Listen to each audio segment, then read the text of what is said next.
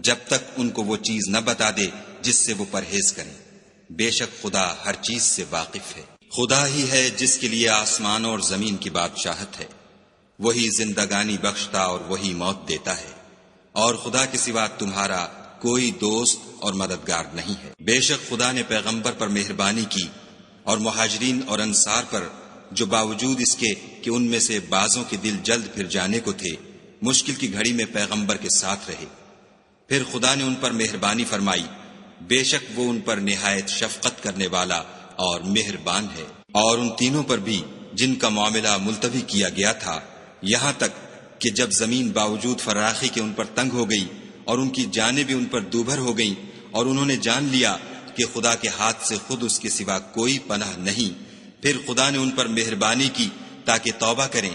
بے شک خدا توبہ قبول کرنے والا مہربان ہے۔ اے اہل ایمان، خدا سے ڈرتے رہو اور راست بازوں کے ساتھ رہو۔ اہل مدینہ کو اور جو ان کے آس پاس دیہاتی رہتے ہیں ان کو شایع نہ تھا کہ پیغمبر خدا سے پیچھے رہ جائیں، اور نہ یہ کہ اپنی جانوں کو ان کی جان سے زیادہ عزیز رکھیں، یہ اس لیے کہ انہیں خدا کی راہ میں جو تکلیف پہنچتی ہے، پیاس کی یا محنت کی یا بھوک کی، یا وہ ایسی جگہ چلتے ہیں کہ کافروں کو غصہ آئے، یا دشمنوں سے کوئی چیز لیتے ہیں، تو ہر بات پر ان کے لیے عمل نیک لکھا جاتا ہے۔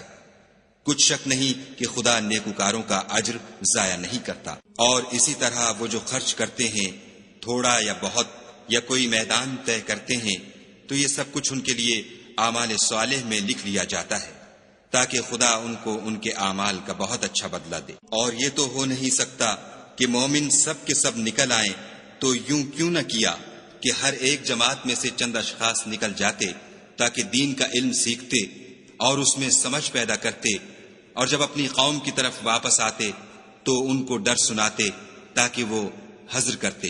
اے اہل ایمان، اپنے نزدیک کے رہنے والے کافروں سے جنگ کرو، اور چاہیے کہ وہ تم میں سختی یعنی محنت و قوت جنگ معلومات کریں، اور جان رکھو کہ خدا پرہیزگاروں کے ساتھ ہے۔ اور جب کوئی صورت نازل ہوتی ہے تو بعض منافق استہزاء کرتے اور پوچھتے ہیں کہ اس صورت نے تم میں سے کس کا ایمان زیادہ کیا ہے؟